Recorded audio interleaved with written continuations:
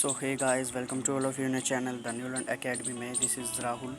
तो जैसे कि आपने थंबनेल देख ही लिया होगा, आज से हम कमीशंस के पढ़ेंगे। तो ये फर्स्ट पार्ट होगा हमारा कमीशंस के ऊपर, जिसमें हम पहला कमीशन राधा कृष्णन कमीशन के बारे में पढ़ेंगे, जिसका दूसरा नाम यूनिवर्सिटी एजुकेशन कमीशन भी है। ठीक है।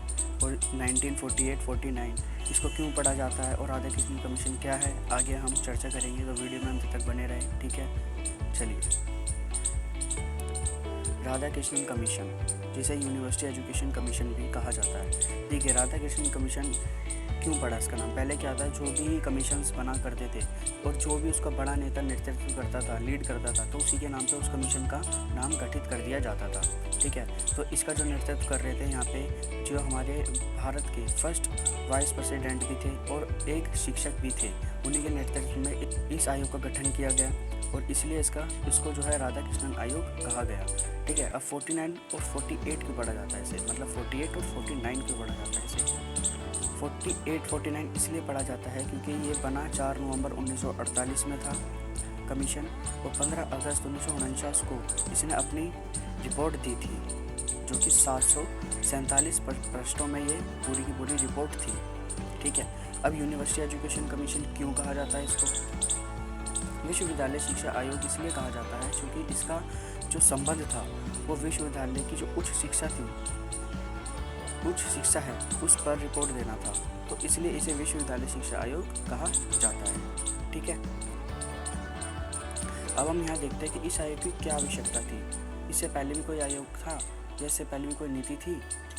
क्योंकि हमारा देश 47 में आज़ाद हुआ था, तो इससे पहले की जो नीतियाँ चल रही थी ना इंडिया के अंदर, वो शिक्षा से रिलेटेड, वो पूरी की पूरी ब्रिटिश शासन के फेवर में थी। जो भी हमें शिक्षा दी जाती थी वो सब इंग्लिश में थी, सब चीज़।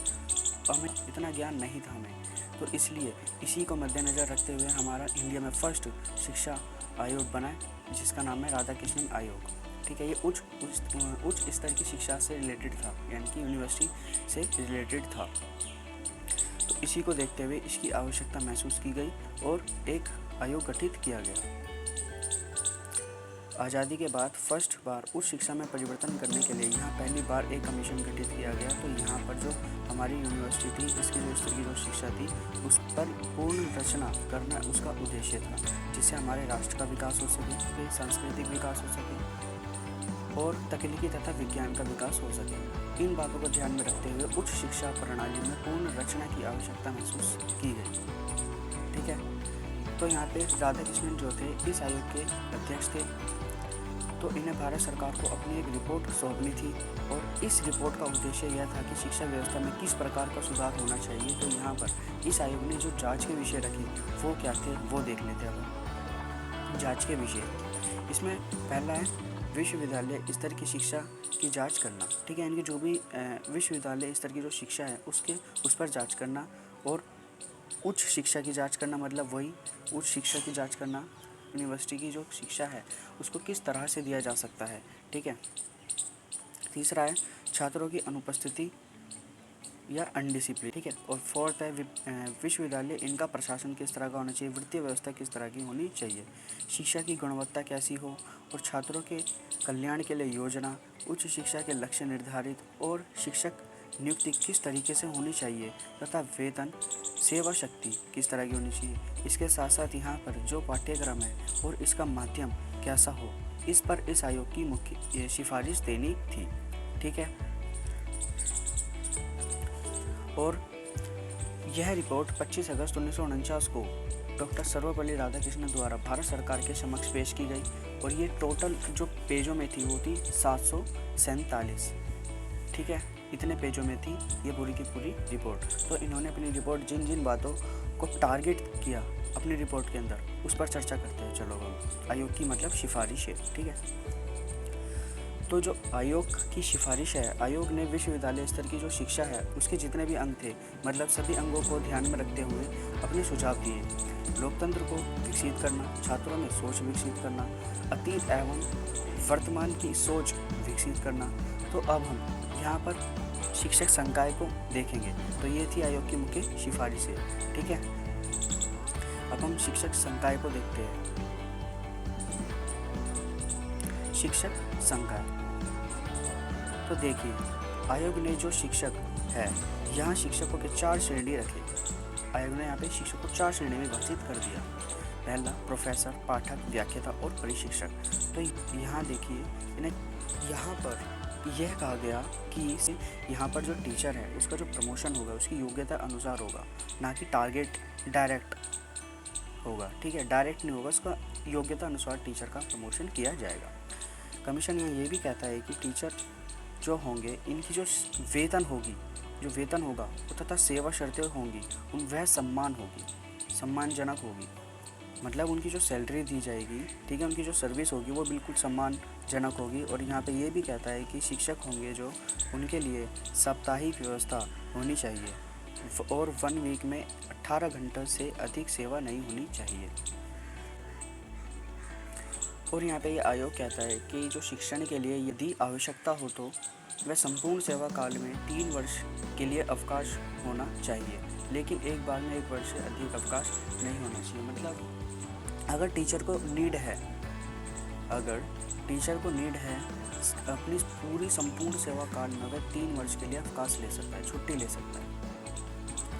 और एक ही बारी में 3 साल की नहीं लेगा, एक बार करके लेगा। जैसे अभी 1 साल की ले ली, फिर 1 और साल की ले ली, फिर 1 और साल की ले ली, यानी कि गैप दे देकर वह जो है अवकाश लेगा। ठीक है, एक्चुअली में देखिए यहाँ पे क्या है, प्रोफेसर महोदय जो होते थे वह नेट कंपलसरी होता था उनके लिए पहले। नेट के साथ साथ अब क्या कर दिया गया, PhD भी कर दिया गया कंपलसरी। लेकिन वह 64 साल कहता है, अगर प्रोफेसर 64 साल तक एक ही सब्जेक्ट को पढ़ाता है तो उसको पढ़ाते पढ़ाते 20-30 साल हो जाते हैं एक ही सब्जेक्ट को। ठीक है, अब उसे जो है टीचर को अपडेट होने की ज़रूरत होती है। यहाँ पे क्या है, टीचर को यहाँ पे अब क्या है, अपडेट होने की ज़रूरत होती है। तो अपडेट होने का क्या मतलब है यहाँ पे, यानी कि इसलिए यहाँ पे ये बात कही गई कि शिक्षक को हमेशा अपडेट होना चाहिए। और अपडेट होने के लिए अगर वह शिक्षा के क्षेत्र में वो अध्ययन करना चाहता है तो एक बार 1 वर्ष के लिए अवकाश ले सकता है। इसलिए यहाँ पे कमीशन कहता है कि शिक्षक जो है, अगर उसको नीड है अध्ययन के लिए, केवल अध्ययन के लिए, ठीक है, अगर वो कुछ पढ़ना चाहता है या अध्ययन करना चाहता है किसी चीज़ के ऊपर, वह अपने संपूर्ण सेवा काल में जो है 3 वर्ष के लिए अवकाश ले सकता है। वो भी 3 वर्ष इकट्ठा नहीं लेगा, एक एक करके लेगा। अभी 1 साल की ले ली, फिर 1 और साल की लेगा, फिर 1 और ले लेगा, अगर अध्ययन की आवश्यकता है तो। ठीक है, और यह अवकाश सहवेतनिक अवकाश होगा, यानी इस अवकाश के दौरान उसे वेतन दिया जाएगा और अपने संपूर्ण सेवा काल में 1 वर्ष करके 3 बार अधिकतम वर्ष अवकाश दिया जाएगा। मैंने बता दिया जैसे ही। ठीक है, तो ये थी शिक्षक संकाय कुछ। ठीक है, चलिए आगे बढ़ते हैं।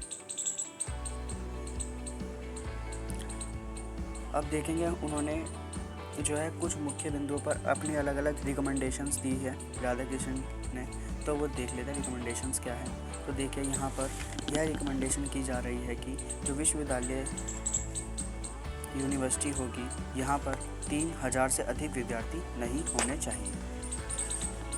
ठीक है, तो यहाँ पे राधाकृष्णन आयोग क्या कहता है कि जो यूनिवर्सिटीज़ होंगी, विश्वविद्यालय होंगे, यहाँ पे जो है 3000 से अधिक विद्यार्थी नहीं होने चाहिए। ठीक है, और जो महाविद्यालय होंगे, यानी कि डिग्रीज कॉलेज जो होंगे, इसमें जो है 1500 से अधिक विद्यार्थी नहीं होने चाहिए। और हम शिक्षण दिवस की बात करें तो यहाँ पर इस पर जो है यह आयोग यह रिकमेंडेशन देता है कि 1 साल में 180 डे से अधिक शिक्षण कार्य दिवस नहीं होने चाहिए। यहाँ पे यह आयोग यह रिकमेंडेशन देता है। यहाँ पर छात्रों की गुणवत्ता, जैसे कि हम वर्तमान में देखते हैं कि जो छात्र की गुणवत्ता होती है उसका मूल्यांकन हम कैसे करते हैं, परसेंटेज और डिवीज़न से करते हैं। जो यहाँ पे क्या है, छात्रों की गुणवत्ता के लिए इस कमीशन ने जो आधार बनाया वो क्या था, तो जो आधार बनाया वो 3 श्रेणी में रखकर बनाया गया। पहला first division, second division and third division. ठीक है, जो फर्स्ट डिवीज़न है तो इसमें जो है 70% जिसके मार्क्स होंगे फर्स्ट डिवीज़न का स्टूडेंट होगा वो। ठीक है, सेकंड डिवीज़न 55% पे था। ठीक है, और थर्ड डिवीज़न जो था वो था 40 मार्क्स पे। ठीक है, और लेकिन अगर हम प्रेजेंट टाइम की बात करें, वर्तमान की बात करें, तो ये कुछ फर्स्ट डिवीज़न जो है 60% पे है। ठीक है, सेकंड 45 पे है। ठीक है, और जो थर्ड है वो 33 पे है। ठीक है, तो दोनों में क्या डिफरेंट है वो आपको ध्यान में रखना है, ठीक है। तो इस कमीशन ने यह भी रिकमेंडेशन दी कि यह जो शिक्षा है यह समवर्ती सूची का विषय होना चाहिए। अर्थात शिक्षा के लिए हम नीति की बात करते हैं तो वह केंद्र बनाएगी, अगर कोई नीति बनाएगी तो वह केंद्र सरकार बनाएगी, ठीक है। राज्य सरकार उसको लागू करेगी, ठीक है। पहले क्या था, ये जो शिक्षा थी ये संघीय सूची का विषय थी, ठीक है। लेकिन 1976 में 42वें अमेंडमेंट मतलब 42वें संशोधन के तहत ये इम्पोर्टेंट होता है, जब आप पॉलिटी पढ़ते हो, ठीक है, तो इम्पोर्टेंट हो जाता है। कमीशन जो है 42वां जो संशोधन है 1976 में हुआ था, इसके द्वारा जो है इसको समवर्ती सूची का विषय बना दिया गया था, किसको, शिक्षा को, ठीक है। तो देखिए यहाँ पे जो है अब समवर्ती सूची का हिस्सा बन गया है यहाँ पे। तो इसमें क्या है, राज्य और केंद्र दोनों का यहाँ पे सहयोग लिया जा रहा है, ठीक है।